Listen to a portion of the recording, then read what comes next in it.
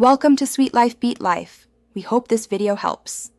In this video, I will explain how to use Med School Bootcamp 2025. First, understand that effective use requires a structured approach to maximize your learning and retention.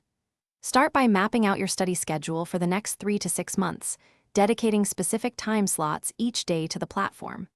Familiarize yourself with the dashboard, the video library, and the question bank, noting their distinct features and how they integrate. This foundational step is crucial for efficient progress and sustained understanding. Your daily study flow should integrate seamlessly with Med School Bootcamp. Plan to allocate at least 2 to 3 hours each day, focusing on 1 to 2 subjects. Begin by watching the relevant video lectures, ideally at a 1.5 to 2 times speed, but adjust as needed for comprehension. Pause often to absorb complex concepts, summarize key takeaways in your own words, and make annotations directly within the provided notes or your personal notebook. This active engagement during lectures significantly boosts retention. Mastering the question bank is central to your Med School Bootcamp success.